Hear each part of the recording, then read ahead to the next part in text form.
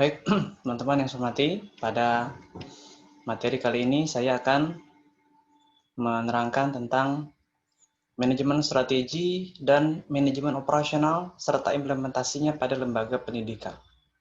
Oke, manajemen strategi dan manajemen operasional serta implementasinya pada lembaga pendidikan. Apakah apabila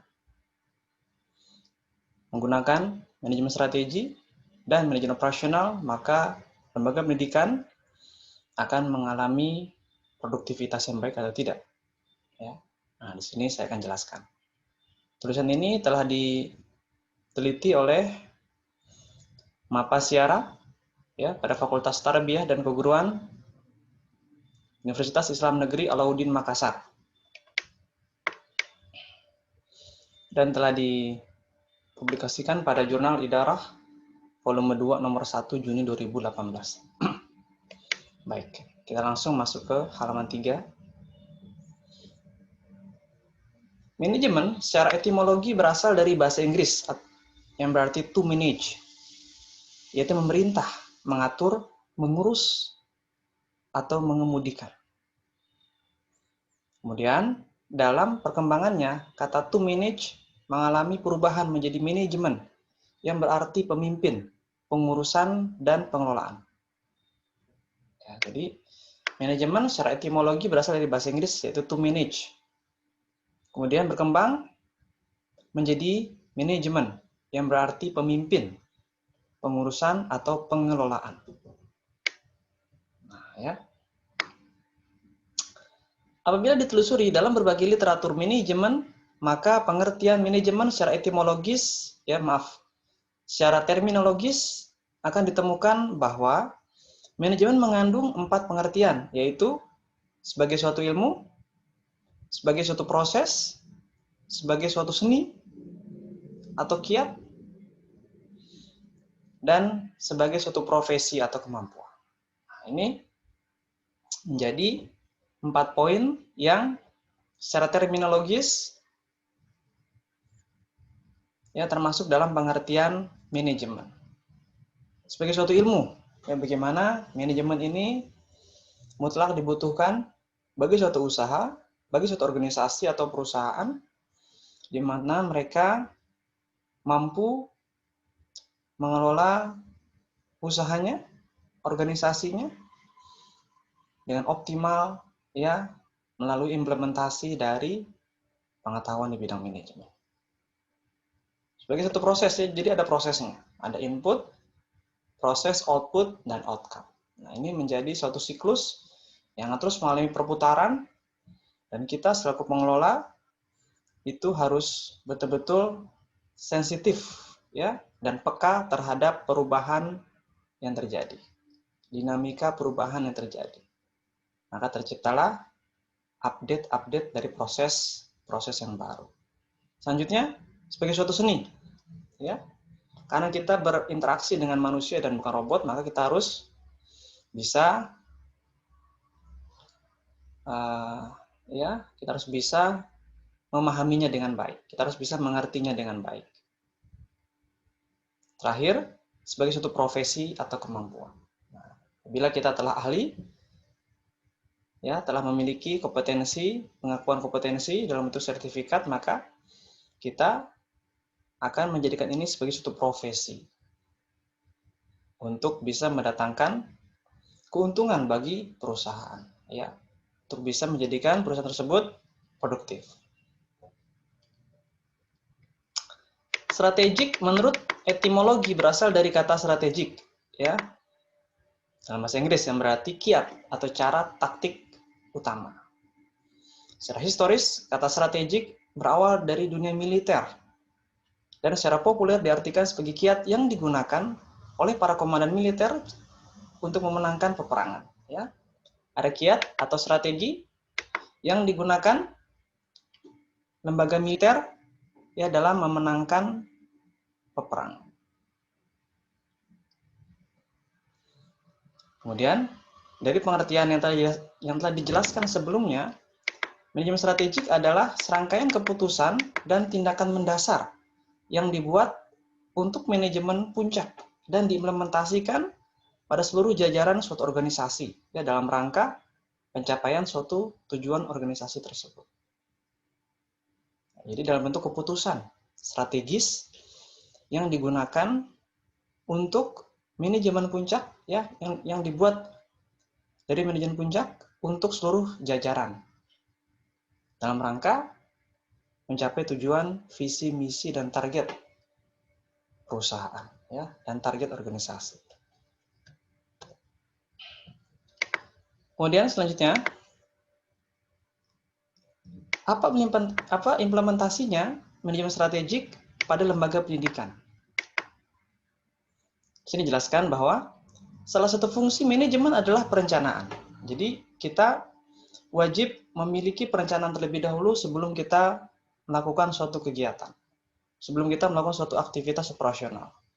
Perencanaan ini akan menghindarkan kita dari kesalahan.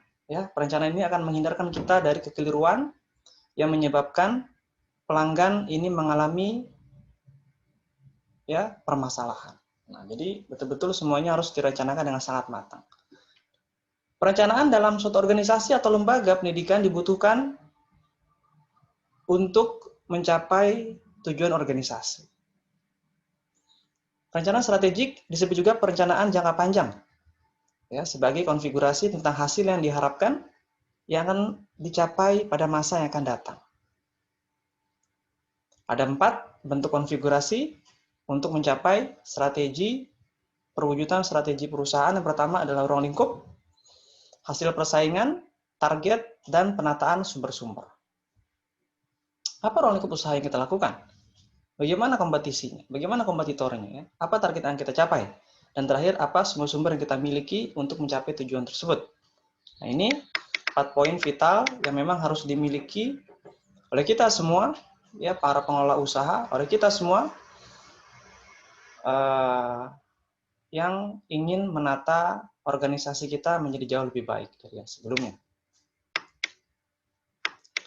Selanjutnya, untuk manajemen operasional, ya, untuk manajemen operasional. Dalam manajemen operasional, apa implementasinya pada lembaga pendidikan? Apa implementasi manajemen operasional pada lembaga pendidikan? Sini dikatakan, perencanaan operasional memusatkan perhatian pada apa yang akan dikerjakan pada tingkat pelaksanaan di lapangan. Jadi fokusnya terjadi pada apa yang akan dilakukan ya ketika kita melaksanakan di lapangan. Apa aktivitasnya? Aktivitas seperti apa yang ingin dilakukan ya dalam bentuk standar operasional prosedur. Perencanaan ini bersifat spesifik dan berfungsi untuk memberikan petunjuk konkret tentang bagaimana suatu program atau proyek khusus dilaksanakan menurut aturan, prosedur, dan ketentuan lain yang ditetapkan secara jelas. Nah, jadi memang ya implementasi dari manajemen operasional ini ya dalam bentuk peraturan, ya dalam bentuk prosedur dan ketentuan yang memang tahapannya tidak boleh dilompati, ya tahapannya tidak boleh dihindari. Tahap pertama, tahap kedua, tahap ketiga, dan seterusnya. Sehingga akan tercipta aktivitas operasional yang efisien, ya, yang sesuai dengan standar-standar yang telah ditetapkan. Itulah sebabnya rencana operasional ini telah dijabarkan dan diterjemahkan ke dalam data kuantitatif yang dapat diukur. Data kuantitatif dalam bentuk angka-angka. Ya, mudahnya diukur melalui biaya operasional. Berapa biaya operasional untuk membuat produk A, produk B, produk C? Apa saja bahan dasarnya? Bagaimana SDM-nya? Bagaimana mutunya? Bagaimana sertifikasi untuk izinnya, izin edar, dan seterusnya. Nah, ini memerlukan perencanaan yang sangat matang sehingga aktivitas operasional yang dilakukan tersebut memiliki ya backup strategi, memiliki plan yang bisa mengatasi apabila terjadi permasalahan. Jadi rencana operasional yang dilakukan akan mudah untuk diukur, ya. Kemudian potensi keberhasilan dari unit-unit yang telah diciptakan itu akan semakin besar. Ya, katakanlah kita pengusaha properti, maka kita harus mampu menciptakan aktivitas operasional yang seefisien mungkin. Kita merencanakan lokasinya di mana. Ya, kita merencanakan spesifikasi rumah yang akan dibangun itu berapa. Kita merencanakan alokasi tanah yang akan digunakan untuk membangun rumah itu berapa luas. Jalannya berapa luas. Ya, listriknya, airnya, perizinannya. Nah, hal-hal kecil dan sederhana itu memang tidak boleh kita abaikan. Ya, sehingga tahapan aktivitas operasional yang kita lakukan itu bisa berjalan seiring dengan ya peningkatan dan promosi properti. Ya, sambil menunggu proyek dikerjakan, maka marketing perlahan-lahan mempromosikan ya penjualan perumahan. Nanti setelah selesai sudah siap konsumen, sudah siap pelanggannya untuk memesan ya komplek tersebut ya, untuk memesan perumahan tersebut. Jadi saya ulangi lagi ya, di sini dikatakan bahwa perencanaan operasional memusatkan perhatian pada apa yang akan dikerjakan pada tingkat pelaksanaan di lapangan ya dari suatu rencana strategi. Jadi fokusnya bersumber pada apa yang akan dikerjakan. Ketika kita membuat produk A, kita ingin melakukan apa? Nah, kita buat ya, perencanaan demi perencanaan. Ketika kita ingin memasarkan jasa di bidang ini, maka kita susunlah strategi-strateginya. Ya, tidak bisa langsung action. Ya, kita buat perencanaan agar kesalahan, kekeliruan itu bisa dihindarkan. Kemudian, rencana operasional berfungsi sebagai instrumen yang cukup halus dan tajam ya untuk mengenali keadaan waktu lampau yang dijadikan alat atau teknik perencanaan berikutnya. Jadi, historical masa lalu digunakan untuk perencanaan di masa yang akan datang. Nah, pengalaman kita sebelumnya itu ya kita ingat lagi, kita perhatikan lagi untuk ya kita perbaiki di masa yang akan datang ya, sehingga aktivitas operasional tersebut bisa berjalan dengan sangat optimal.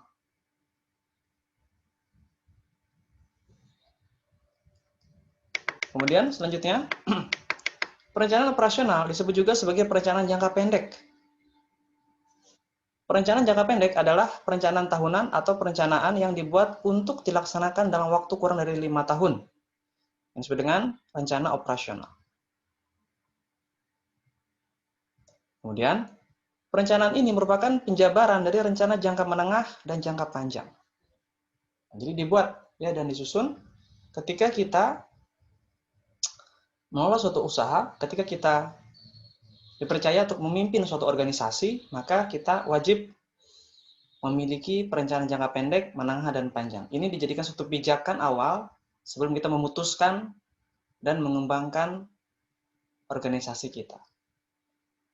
Ini menjadi pijakan dasar sehingga nanti kita tidak mengalami keterkejutan ya apabila menemui permasalahan. Ini menjadi faktor yang penting untuk kita sama-sama perhatikan.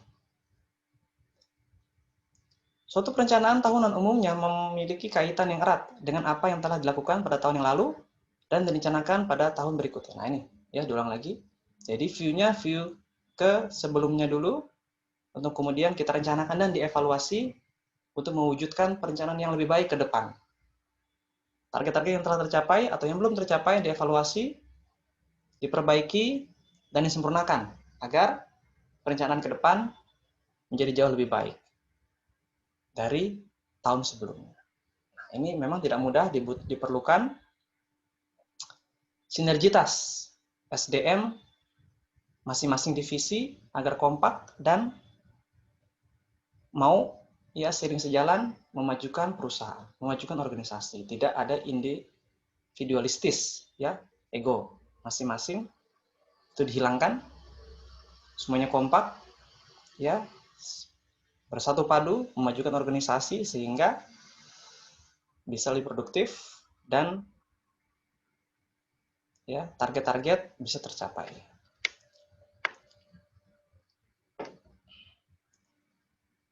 Jadi, kemudian kegiatan-kegiatan apakah yang terdapat dalam penyusunan rencana tahunan? Pertama, ya di sini contoh penyusunan kebijakan umum, kebijakan teknis, banyak sekali ya, penyesuaian kebijakan, penyempurnaan program, penyusunan uraian, kegiatan operasional, identifikasi proyek, dan seterusnya. Nah, ini contoh kegiatan tahun 90-an. Ya. Ada banyak sekali yang memang ini digunakan sebagai pijakan awal. Kita merencanakan jangka pendek, menengah, dan panjang. Jadi, aktivitas operasional organisasi, aktivitas operasional perusahaan itu mengikuti dari perencanaan yang telah dilakukan oleh manajemen puncak. Ya, implementasinya oleh pelaksana. Implementasinya oleh seluruh para manajer. Ya, untuk ya mensejahterakan pemilik perusahaan. Itu konsep dasarnya, untuk mensejahterakan dan memberikan keuntungan bagi pemilik usaha.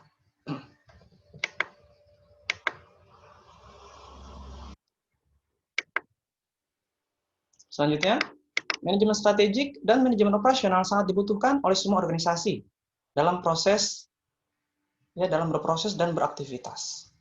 Karena tanpa keduanya, semua usaha dalam rangka mencapai tujuan yang telah ditetapkan akan mengalami kegagalan. Nah, jadi manajemen strategik dan manajemen operasional sangat dibutuhkan.